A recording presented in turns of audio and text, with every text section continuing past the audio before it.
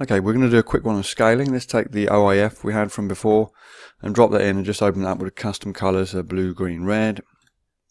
And then we'll Control Shift and Z and create a composite. Right, so that's where we got to before. And to get the image scaling properties, if you go into image properties here, you'll see that it has a unit of length micron and it has a pixel width and a pixel height 0.414. That's the physical width of each pixel, or pixel to pixel spacing, you can think of it, or line to line spacing. And you see the voxel depth is 1. This is a 2D image. It means that there's no breakdown of the spacing in Z. You'll get that if you have a Z stack. Okay, and so what you can do from here is you can go to Analyze, Tools, and add a scale bar here. And you see down the bottom right it's using the micron word and it's turning that into micrometers here. And it's put on a scale bar of a certain width in microns, so we're going to change that to something more reasonable, make that 50.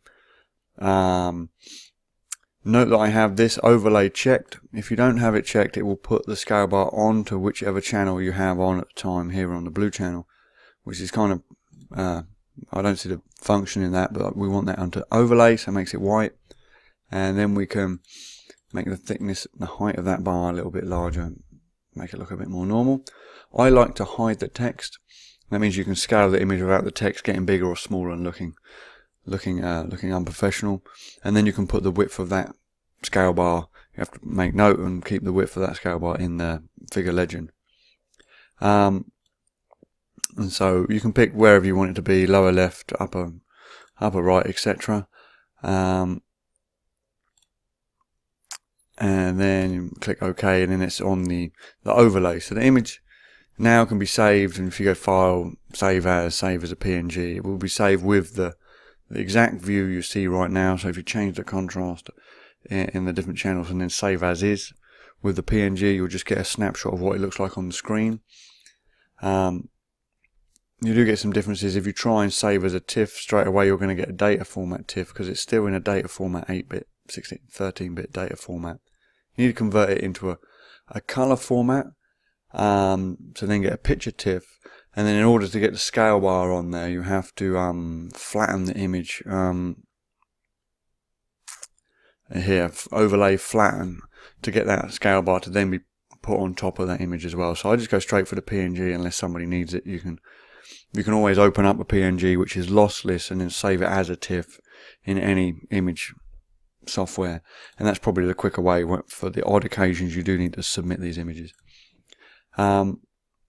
And you can, if you change your mind and you want to get rid of that scale bar, if you go to overlay and the remove overlay, that will get rid of the scale bar. You can go ahead and put that back on again, but it's good to know how to get rid of it if you place it in the wrong position. If you want to put it in a random place, you can just use any one of these selection tools and just put on, let's say, a little box here. And if you then go to your scale bar option, you can use @selection. It is defaulted when there's a selection present, and you can see it's put the scale bar in the selection there. Mostly not used, but when lower left and lower right don't seem to work and it's on top of something of interest, you can use it to move it up and down and use that instead. Okay, let's cancel that and click to get rid of that selection.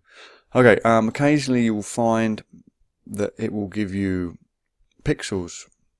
Let's bring that up again.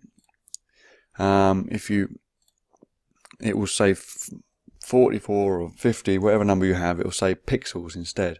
And that means it could either A, it hasn't taken in the metadata from the file format, or B, it's not got the units correct, but it has got the per pixel correct. So if you go into the properties again, if you see that this number is any number but 1, so it's 1.072 or something, with a few decimal places, it's clearly gotten that number from the metadata.